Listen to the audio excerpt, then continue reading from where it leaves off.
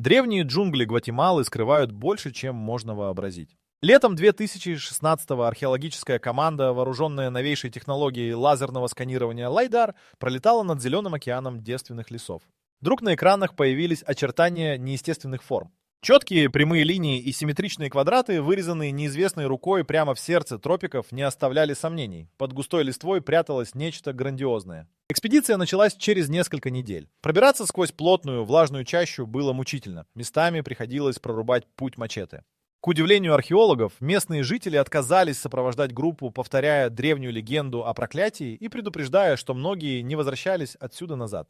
Но ученых было не остановить. Они шли, ведомые прорезанными в джунглях древними структурами. На третий день пути команда добралась до массивной каменной арки, покрытой густым мхом. Под аркой зиял вход, ведущий вниз в темноту. Воздух у входа был холоднее, чем снаружи, и казался густым, почти осязаемым. Спустившись по крутым ступеням, исследователи оказались в подземном коридоре, стены которого были покрыты загадочными иероглифами майя. Ни одна из надписей не совпадала с известными текстами, это был совершенно новый язык, не встречавшийся ни в одной найденной доселе рукописи.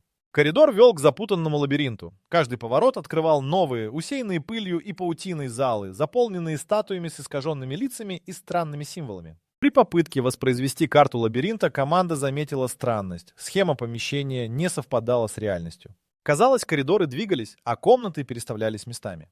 GPS-навигаторы теряли сигнал, а компасы начинали хаотично вращаться. В одной из внутренних камер исследователи нашли алтарь, вырезанный из цельного обсидиана. Там же лежали остатки жертвенных даров, сосуды с высохшим красным порошком, перья редких птиц и десятки керамических фигурок, изображающих людей, скрутившихся в мучительных позах. На стенах были выбиты сцены, изображающие таинственные ритуалы, в которых участвовали люди с необычно удлиненными черепами. Самое страшное открытие ждало ночью. По лагерю прокатилась волна паники. Один из участников внезапно исчез. Его палатка была разорвана, а от входа в лабиринт тянулись свежие следы. Поиски ничего не дали, ни следа, ни звука. Утром на пороге лабиринта археологи нашли лишь крошечную керамическую статуэтку, выполненную в точности в образе исчезнувшего коллеги. После этого группа решила возвращаться, но выход найти оказалось почти невозможным. Лабиринт теперь выглядел иначе, чем при входе. Когда, облепленные пиявками и укусами насекомых, археологи наконец выбрались из проклятого сооружения, их камеры были переполнены доказательствами, фотографии невероятных залов и артефактов, образцы редких сплавов металлов, найденных в затерянных нишах. Но ни одна фотография не смогла зафиксировать самую странную особенность – ощущение невыразимой тревоги, которую испытывал каждый, кто ступал внутрь древнего комплекса. По возвращении в цивилизацию исследователи показали находки экспертам. Пока ученые ломали головы над загадочными артефактами и исчезающими коридорами, одна фотография из лабиринта поразила всех. На ней в глубине неправильного туннеля стояла фигура в длинном одеянии, хотя в тот момент в пещере не было людей. Слухи о проклятом лабиринте разлетелись по всему миру, и ни одна экспедиция больше не решилась повторить этот маршрут. А тем временем джунгли вновь поглотили вход, словно защищая свою величайшую тайну. Научный мир замер. Слишком много вопросов. Ни одного ответа. Но все странности гватемальских джунглей меркнут перед открытиями, совершенными в одном из самых сухих и беспощадных уголков планеты, где под слоем соленой пыли археологи обнаружили нечто настолько необычное, что до сих пор не могут дать этому научного объяснения. Пустыня Атакама, на юге Перу, пыльные ветра и палящее солнце веками пронзают землю, не оставляя прощения ни одному живому существу. Здесь, на территории, где осадки случаются реже, чем солнечные затмения, в начале 2000-х один местный пастух наткнулся на крошечный, высохший как щепка сверток. Свойства находки казались странными уже на первый взгляд. Мумия выглядела не больше детской игрушки, ростом меньше, чем 6 дюймов, с вытянутым черепом и глазами, огромными для крохотного лица. Кожа мумии была как пергамент, а все тело необычно вытянуто и искривлено, будто кто-то нарочно собрал человеческие кости в нереальную, почти пугающую форму. Новость о находке разлетелась мгновенно. Сначала местные жители, словно следуя каким-то древним инструкциям, попытались скрыть ее от приезжих. Но уже через неделю мумия оказалась в руках антикваров, начались споры, торги, сомнительные сделки. За несколько месяцев у мумии сменилось 3 владельца, пока расследованием не заинтересовались ученые. Археологи и судмедэксперты из разных стран прибыли в Атакаму, чтобы посмотреть на самую загадочную мумию планеты. Первое, что сбило с толку даже опытных биологов, только 6 пар ребер вместо обычных 12, нетипичная форма черепа, вытянутые конечности. Исследователи осторожно сняли пробы ткани и отправили их в одну из крупнейших лабораторий Лондона для проведения анализа ДНК. Лаборанты обнаружили, большая часть генома совпадает с человеческим, но 15% генетического кода так и остались неопознанными. Появились слухи о том, что найденный на краю пустыни скелет не человек, а нечто иное, возможно, даже пришелец. Во время рентгена и компьютерной томографии было замечено, что костная ткань соответствует не младенцу, а 6-7-летнему ребенку. В костях присутствовали следы старых травм, особо заметны были многочисленные переломы. Но самое удивительное, позвонки, череп и кости рук имели форму, ранее не встречавшуюся ни в одной человеческой находке. Даже зубы находились не как обычно, некоторые прорезались прямо сквозь небо. Археологи, отправившиеся на место первой находки, обнаружили неподалеку крошечное захоронение. Внутри еще один скелет с похожими, но чуть менее выраженными мутациями. Все предметы вокруг погребений являлись миниатюрными копиями орудий труда. Каменные ножи длиною с мизинец, сосуды и маски из черного обсидиана, тщательно вырезанные перышки из меди. В течение нескольких месяцев специалисты перебирали десятки теорий: генетическая мутация, редкая болезнь, результат особых ритуалов или вмешательство неизвестных факторов. Для одного из крупнейших биобанков мира мумия Атакамы стала самым запутанным экспонатом. Никто не мог однозначно заявить, кем была эта крошечная фигура: жертвой древнего ритуала, уникальным мутантом или чем-то совершенно иным. Между тем о мумии начали слагать легенды. Местные шаманы уверяли, что именно такие существа были посланниками богов. Половина человеческие, половина воплощения иных миров. В то время как ученые пытались найти рациональное объяснение, коллекционеры черного рынка были готовы заплатить состояние, чтобы заполучить фрагмент загадочного существа для своих частных коллекций. Пока научный мир спорил и анализировал, в лабораториях Лондона и Бостона продолжались новые эксперименты с фрагментами тканей. Неожиданно для всех, один из тестов показал наличие редчайших изотопов меди, которых не бывает в человеческих останках. Эта находка добавила еще больше вопросов, чем ответов. История мумии из Атакамы не завершена. Она хранится в охраняемом сейфе, а ученые ведут споры до сих пор. Никто не смог объяснить, кем был этот загадочный маленький житель пустыни и почему его анатомия опровергает все, что знала официальная наука о человеческой эволюции в Южной Америке. Однако на фоне этой странной мистики есть археологические открытия, где шок вызывает не биология, а настоящие взрывы и золото, найденные в недрах старинного римского города. Юг Италии, ранняя весна 2021-го. Археологи исследуют старую каменоломню на окраине древнего римского городка неподалеку от Неаполя. Почва здесь насыщена минералами, и в ней часто встречаются мелкие золотые самородки. Обычное дело для этих мест. Но в этот раз металлический детектор неожиданно фиксирует необычайно высокую проводимость прямо под ногами исследователей. Раскопки проводятся крайне осторожно. Слой за слоем рабочие очищают землю широкой лопатой и кисточками. Уже на глубине около 3 футов лезвия инструментов натыкаются на нечто твердое и гладкое, что не похоже ни на золото, ни на обычные камни. Команда спешно останавливает работы. Руководитель проекта, доктор Паоло Россини, просит специалистов по взрывным веществам прибыть на место. Найденный артефакт удивляет всех. Это массивная чаша из чистого золота, украшенная замысловатыми узорами. Внутри чаши лежит шар, похожий на глиняный, но после очистки становится ясно, это не просто шар, а тщательно вылепленный контейнер, покрытый тончайшей золотой фольгой и запаянный с обеих сторон. На внешней стороне шара выведены латинские буквы и странные знаки, напоминающие алхимические формулы. Пока эксперты обсуждают, как вскрывать находку, один из лаборантов замечает странную реакцию. Шар начинает нагреваться, когда к нему приближают медный инструмент. Дальнейшие попытки взаимодействия вызывают настоящий шок. Контейнер трещит, и через несколько минут происходит маленький хлопок, выбрасывая облако искр, смешанных с золотым порошком. Остановить химическую реакцию не удается. Внутри шара происходят процессы, напоминающие миниатюрный взрыв. Никто не пострадал, но приборы фиксируют мощный выброс тепла и излучения. В тот же день археологи обнаруживают еще несколько аналогичных артефактов в соседней камере. В отличие от первого, эти контейнеры еще не начали химическую реакцию. Исследования показывают, содержимое смешано из мелкой руды, золота и какого-то неизвестного органического вещества, скрепляющего все компоненты в единую субстанцию. После проведения лабораторных анализов становится ясно, в состав входит природная селитра, которая способна вступать в реакцию с золотом и давать разрушительный эффект. Как выяснили ученые, эти сферы изготовлены с использованием древних технологий, которых до этого никто не находил среди римских артефактов. Некоторые из контейнеров внутри имеют скрытые системы, похожие на фитили, замаскированные под золотую резьбу.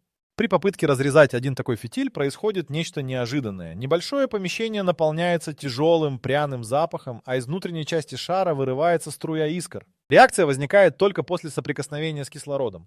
Почти как у современных взрывчатых веществ, только состав и технология изготовления остаются загадкой.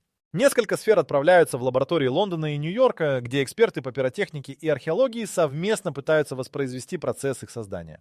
Внутри золотых контейнеров находят крошечные металлические инструменты, похожие на калибровочные штыри и миниатюрные молоточки. Также в одной из урн набор тончайших пластин из серебра с выгравированными символами, которые никому не удается расшифровать. Особо ценный предмет – это фрагмент пергамента с изображением человека, держащего в руках такую же золотую сферу и пучок трав. Судя по всему, эти артефакты использовались в мистических или военных целях, но документов и письменных указаний о подобной технологии в источниках античного мира нет. Дальнейшие раскопки раскрывают еще более странную картину. Под слоем щебня находят разбросанные костяные останки, рядом с которыми лежат остатки той самой золотой пыли. На некоторых черепах отчетливо видны следы ожогов и мелких ранок, будто люди подверглись воздействию огня или осколков. Все это указывает на то, что взрывчатое золото использовали не только в ритуалах, но и, возможно, как оружие. Позже специалисты по римской истории обнаруживают на месте таблички с предупреждающей надписью на латыни, гласящей «Не открывай, иначе разгорится пламя неба». Аналогичные тексты есть на стенах других подземелий в регионе, но до этого момента их считали фигурой речи или магическими заклинаниями. Открытие взрывчатого золота вызывает бурю в научном сообществе. Римляне в древности могли создавать устройства, которые действовали по принципу современных бомб. Как древние металлы, органика и тайные знания объединились для создания настолько опасных артефактов, что даже спустя тысячи лет они остаются смертельно опасными? Ответа нет, но ясно одно. Эти артефакты меняют все представления о возможностях древних цивилизаций. Но если взрывчатое золото удивляет своим смертоносным эффектом, то следующая загадка – это каменные объекты величиной с автомобиль, появление которых до сих пор не объяснено ни одной наукой. В самом сердце Центральной Америки, в низинах между густыми зарослями банановых плантаций и мангровых болот, археологи Коста-Рики вновь и вновь сталкиваются с десятками идеально круглых каменных шаров, разбросанных на площади в несколько квадратных миль. Некоторые из них едва заметны в высокой траве, другие возвышаются над почвой размером с крепкий автомобиль. Больше 80 лет назад первые рабочие, осваивающие плантации, наткнулись на эти глыбы, выкапывая корни деревьев топориками. На тот момент никто не знал, что находка окажется археологической сенсацией. Самый крупный шар весит более 15 тонн и достигает почти 10 футов в диаметре. Поразительно, ни одна из сфер не сделана из местного камня.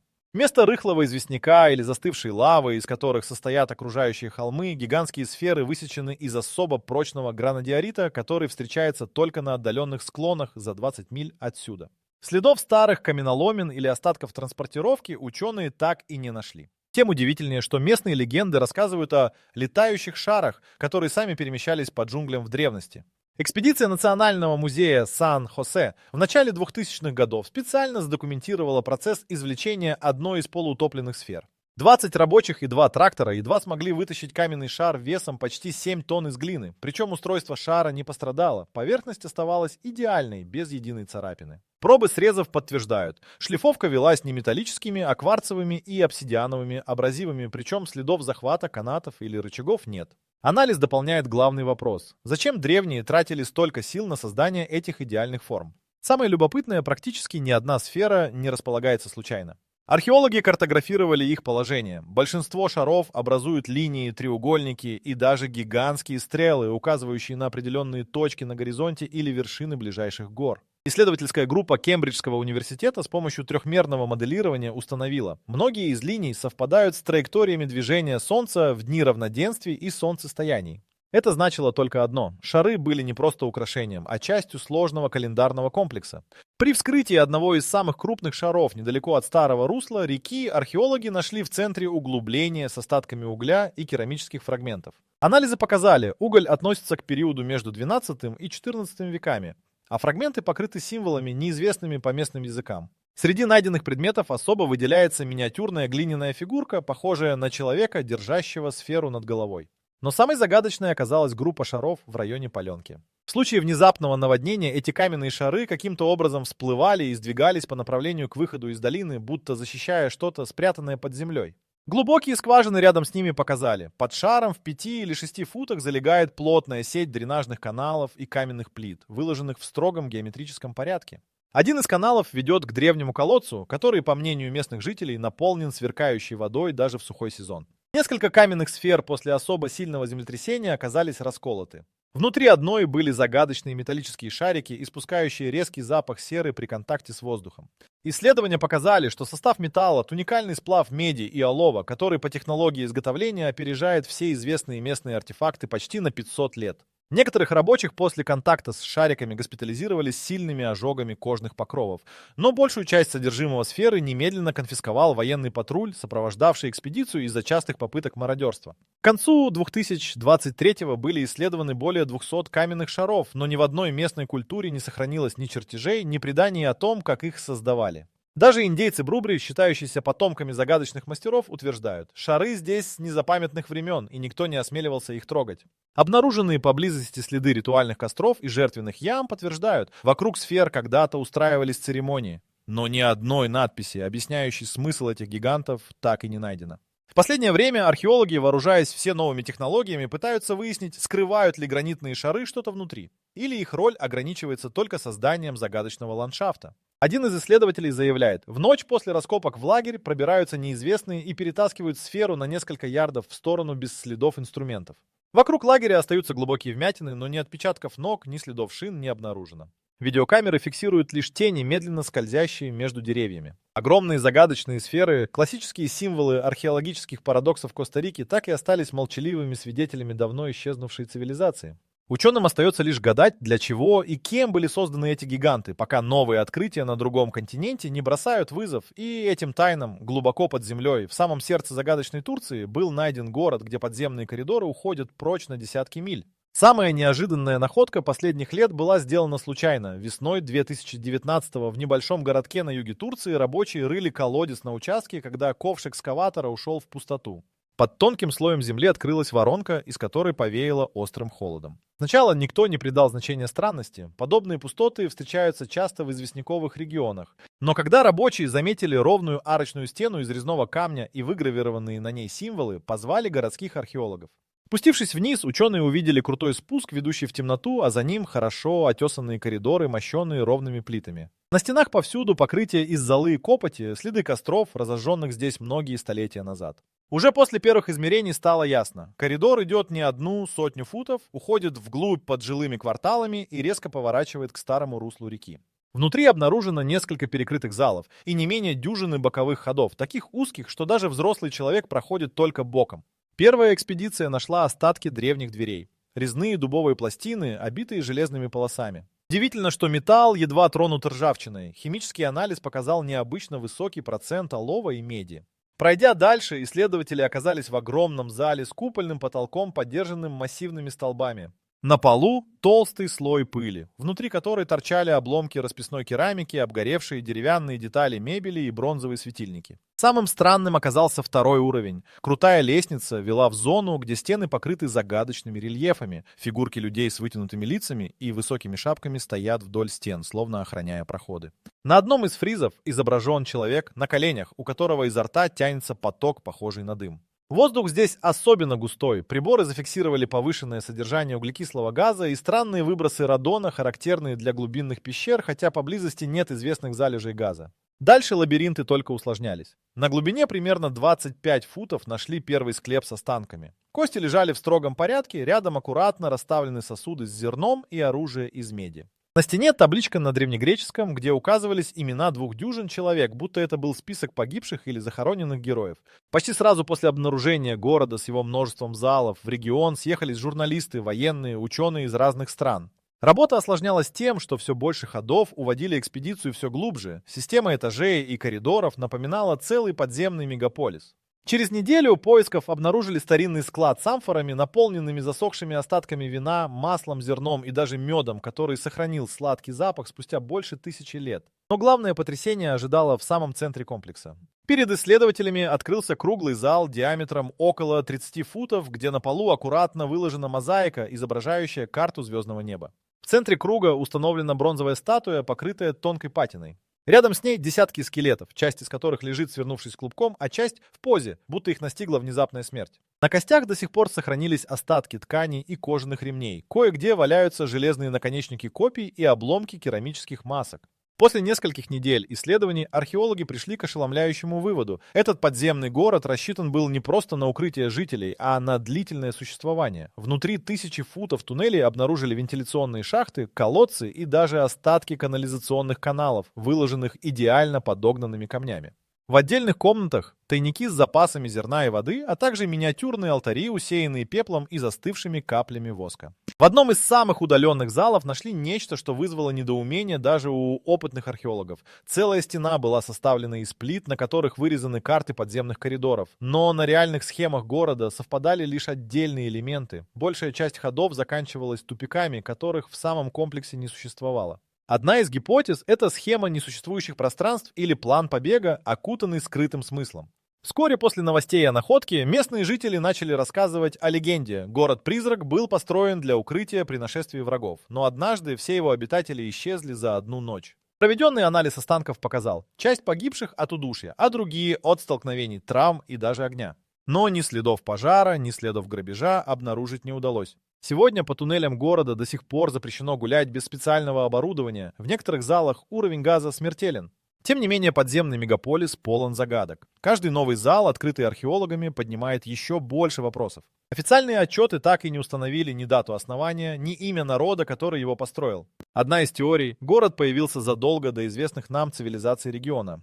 Но пока экспедиции бьются над лабиринтами Турции, в самом сердце Индии, под слоем красной глины, находят нечто, что вызывает шок и у экспертов, и у местных жителей. В южной части Индии, там, где туманы сползают с массивных холмов западных Гат, рабочие на строительстве дороги неожиданно наткнулись на необычайно крупные кости. Первоначально экскаватор загреб комья плотной красной глины, затем ковш зацепился за что-то твердое, и на свет высыпались огромные обломки, среди которых явственно выделялась человеческая бедренная кость, почти в 2 раза длиннее обычной. Местные жители тут же собрались на место находки, и среди толпы один из фермеров вспомнил древние рассказы о повелителях великанов, которые, по легенде, когда-то ходили по этим землям. Новость о находке моментально долетела до местного университета. Уже через день на раскопки прибыли археологи, вооруженные ручными кистями, лопатами и измерительными рулетками. Кости аккуратно выкапывали из глины, отмечая каждую локацию. Чем глубже уходили, тем больше появлялось странных деталей. Череп, по форме напоминающий человеческий, был почти в 3 раза больше нормы, а зубы идеально ровные, крупнее монет и без единого признака кариеса.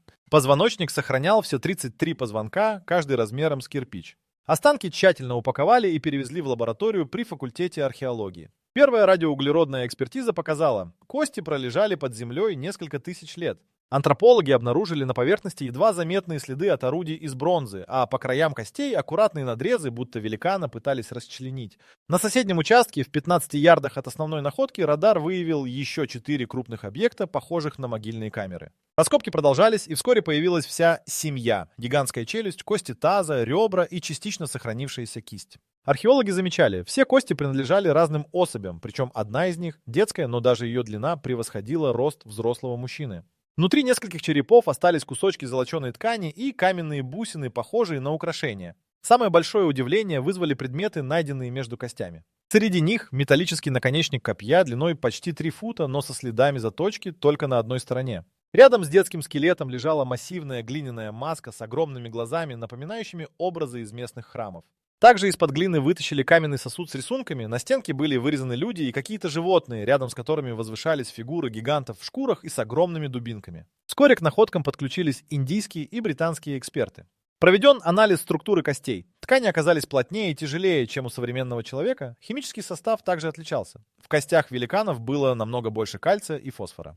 Официальные представители Министерства культуры направили специальную комиссию, чтобы зафиксировать факт открытия и исключить возможную фальсификацию. Пока одни работали в полевых условиях, в лабораториях шли тесты ДНК. Образцы взяли со внутренней поверхности бедренной кости. Отчет поразил даже скептиков. Гены совпадали с типичными индийскими палеолитическими популяциями только на 80%, остальные 20%, фрагменты, не встречающиеся у современных людей. Журналисты быстро раскрутили сенсацию. Таблоиды пестрили заголовками о лесных гигантах, а ученые спешно пытались не допустить утечек неокончательных результатов. В это же время в соседней деревне начался настоящий переполох. Ночью кто-то проник на охраняемую территорию раскопок, оставив в земле глубокие ямы и разбросав остатки костей в беспорядке. Наутро местные заметили исчезновение нескольких крупных фрагментов черепа и той самой маски с огромными глазами. Вскоре объявились коллекционеры с Ближнего Востока и Европы, предложившие за любые фрагменты небывалые суммы денег. Местные власти усилили охрану и обнесли участок высоким металлическим забором. Одновременно с раскопками в старинном храме неподалеку археологи нашли фреску, на которой изображены сцены охоты, группы людей, вооруженных луками и копьями, преследуют гигантские фигуры, похожие на недавно найденных великанов. Рядом с фреской сохранилась надпись на санскрите. Текст упоминал стражей древних гор, которые спали в земле, пока не были потревожены. К концу раскопок ученые нашли еще 2 захоронения, каждое с украшениями и керамикой, не похожей ни на один известный стиль. Удивительно, что возраст предметов совпадал с эрой ранней цивилизации долины Инд, но подобных останков там не находили никогда. Последний день работы принес новую загадку. Прямо под ногами археологов обнаружилась каменная плита с рельефным изображением монументального портала, по краям которого стояли все те же гиганты. По обе стороны портала символы, которые никто не смог расшифровать до сих пор. Это открытие встряхнуло научное сообщество Индии. Документы, снимки и анализы отправились в крупнейшие музеи и исследовательские центры мира. Но главный вопрос остался без ответа. Кто эти загадочные великаны, почему их останки резко отличаются от обычных человеческих и как они исчезли? Пока одни команды пытались понять, насколько находка реальна, в джунглях Юкатана началась еще более странная история. Исчезла уникальная настенная надпись цивилизации майя. И археологи попытались вернуть утраченную древность. В самом сердце полуразрушенного дворца майя, у затерянной в зелени деревушки в штате Кампече, летом 2015-го археологи нашли нечто настолько необычное, что в считанные дни их находка стала мировой сенсацией. На стене главного зала между полуислевшими фресками и блоками высотой по 3 фута чернела идеально ровная полоса. Тот самый след, где раньше была высечена уникальная надпись. Старые фотографии 20-х годов 20 века ясно показывали, прямо на этом месте раньше находился длинный барельеф, покрытый иероглифами и сложной резьбой. Но теперь не осталось ничего, кроме пустоты и едва заметных следов инструментов. Первым забил тревогу исследователь из Лондона, профессор Стивен Маршалл. Он сравнил старые снимки с текущим состоянием зала и через лупу рассмотрел необычные борозды на камне. Поверхность была не просто срублена, а аккуратно вырезана специальным бронзовым инструментом, причем края еще свежие, чуть темнее основного блока. Профессор предположил, панель сняли буквально за несколько месяцев до прибытия экспедиции, и сделали это профессионалы. Археологи бросились искать следы утраченной надписи по всей округе. Первыми допросили местных старожилов. Они в один голос утверждали, еще полгода назад на стене был длинный рельеф, покрытый таинственными символами. Вскоре эксперты смогли найти фрагмент рельефа на черном рынке антиквариата в Мехико. Кусок весом в почти 30 фунтов, покрытый древними символами и изображением человека со странной короной на голове. Символы на фрагменте не встречались ни в одной известной системе письма майя, что полностью подтверждало уникальность утраченной панели. Доктора Маршалла пригласили к осмотру объекта в полицейский участок. Он подтвердил, это часть той самой надписи из дворца. Поверхность идеально совпадала с линиями среза в зале, а края были свежими, почти не потемневшими. Тем временем полиция арестовала 2 местных. Их подозревали в причастности к исчезновению памятника, но оба утверждали, что рельеф вырезали по приказу неизвестных людей, приехавших из столицы на тяжелых джипах. Началось настоящее расследование на уровне федеральных властей. Вскоре выяснилось, сразу после исчезновения панели кто-то вывез несколько огромных блоков мрамора на грузовиках с темными стеклами. Слухи дошли до Национального института антропологии Мехико, который срочно отправил свои группы для поиска других частей надписи. В кустах неподалеку нашли второй крупный фрагмент, едва прикопанный землей, а под покосившейся хижиной местного пастуха лежал 3-й кусок панели, покрытый сложной резьбой и полустертыми символами. В течение 2 недель экспедиция собрала 5 больших и 8 маленьких фрагментов. Это были части загадочной надписи, теперь полностью разбросанные по разным углам деревни. Уникальность находки была в том, что символы, выбитые на рельефах, не соответствовали ни одному из каталогов майя. Специалисты из Гарварда и университета Юкатана, работающие с изображениями, заметили, что на камнях изображены сцены, напоминающие космические явления. Над головами жрецов плыли кометы и вспыхивали фигуры Солнца, а в центре спирали, похожие на галактики. Самое странное произошло на 3-й день после находки второго куска. Один из охранников, оставленный сторожить фрагменты, пропал без следа. Его ботинки нашли у старой лестницы, ведущей в подземный коридор дворца. Внутри коридора обнаружили свежие царапины на стене и следы грязи, будто кто-то тащил тяжелый предмет. По одной из версий, фрагменты рельефа пытались вывести в соседнюю страну, но груз застрял в туннеле из-за обвала, который случился в ту же ночь. Изначально считали, что фрагменты украдены для продажи частным коллекционерам. Однако после тщательного осмотра выяснилось другое. На задней стороне каждого каменного блока были выцарапаны новые знаки, похожие на коды или инструкции. Некоторые символы светились в темноте. Анализ показал, что внутри швов есть следы редких минералов, которые светятся при слабом ультрафиолете. Пока полиция искала пропавших сторожей и контрабандистов, в Мехико провели первые расшифровки изображений. Фрагменты сложились в единую картину. Огромная фигура восседает на троне, вокруг нее 8 человек с жезлами и масками, а над всеми знак, напоминающий вихрь или врата. Специалисты утверждали, ни одна культовая сцена майя не имеет подобных элементов. Несколько символов совпадают с глифами Чикин-Ицы, но большая часть уникальна. Некоторые исследователи предположили, что сцена описывает события, связанные с открытием неба, моментом космического значения, о котором майя рассказывали только в мифах. Через 2 месяца после начала поисков часть панелей исчезла вновь, прямо из охраняемого музея в Кампече. Видеозаписи показали, в ночь, когда сработала сигнализация, в зале перед рельефами на мгновение вспыхнул странный синий свет, а датчики движения зафиксировали неясные силуэты у восточного окна. Следов взлома не нашли, а сотрудники музея клялись, что не покидали поста. Сегодня половина фрагментов той самой загадочной надписи так и не найдена. Археологи продолжают поиски, высылают заявки в международные базы данных, проверяют частные коллекции, ставят ловушки для охотников за сокровищами. Уцелевшие куски хранятся в особых сейфах, а специалисты до сих пор не могут объяснить, почему надпись исчезла так быстро и при таких таинственных обстоятельствах. Исчезновение древней панели из дворца майя стало настоящей археологической драмой. Редкая надпись, которой не было аналогов, разбита и рассеяна по свету, а ее фрагменты исчезают из-под самой надежной охраны. Все это происходит на фоне древних легенд о проклятых надписях, открытия неба и мистических силах, которые якобы защищают сокровища майя от чужаков. Если одна потерянная надпись смогла оставить после себя столько загадок, то следующий артефакт, сделанный полностью из вулканического стекла, и вовсе перевернул все представления о технологиях древности. Весной 2024 года экспедиция Мексиканского университета прибыла в центральную часть горного массива Сьерра-Мадре, где местные пастухи рассказали археологам о недавнем оползне в одном из ущелий.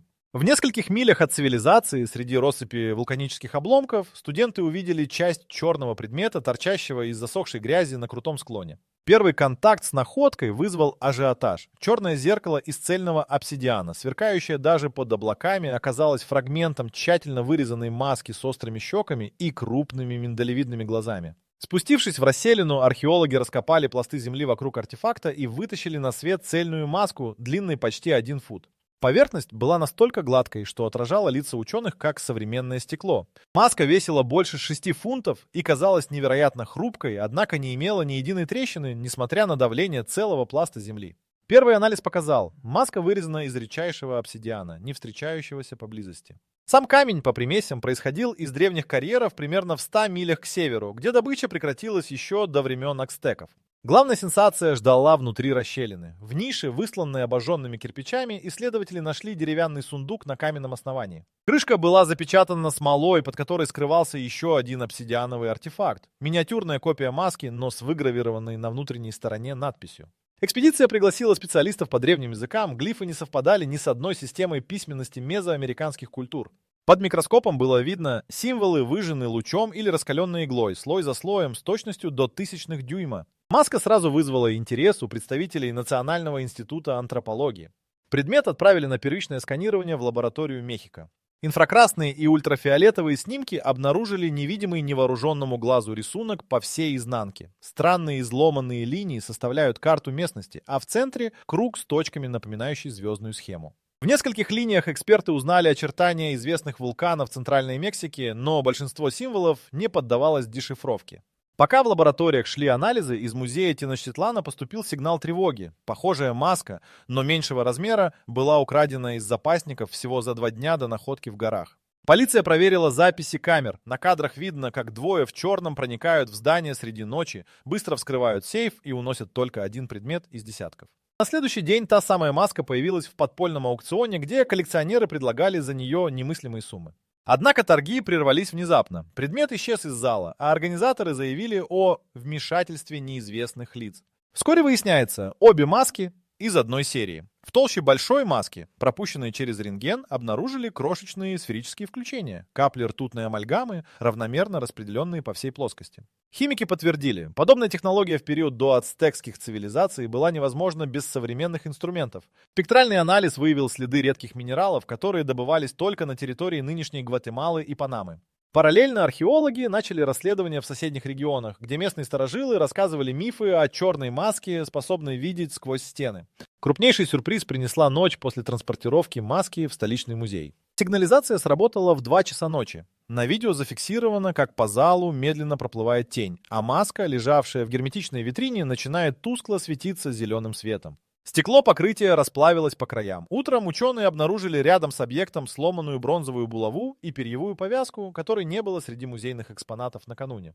По официальной версии, маску временно переместили в институт для повторного изучения. На следующий день специалисты из Франции, Японии и США запросили доступ к артефакту, однако получили отказ из-за особых условий хранения. По слухам, ночью в музей второй раз пытались проникнуть, и снова остались лишь следы босых ног на покрытии пола, выложенном из вулканического туфа.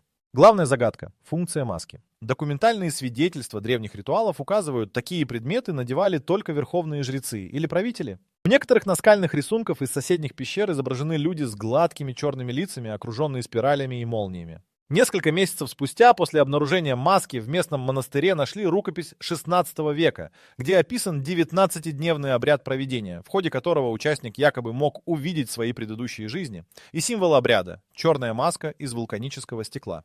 Археологи уверены, найденный артефакт участвовал в подобных церемониях, однако технологии его изготовления и необычные свойства так и остались необъяснимыми. Сегодня маска из чистого обсидиана хранится в особом сейфе, под усиленной охраной, а доступ к исследованиям строго ограничен. Коллекционеры продолжают охоту за такими предметами, слухи о новых находках гуляют по антикварным рынкам, а ученые бьются над разгадкой символов и схем на невидимых слоях маски. Чем больше эксперты изучают этот артефакт, тем сильнее становится ощущение, что древние технологии и знания до сих пор хранят в себе еще множество секретов.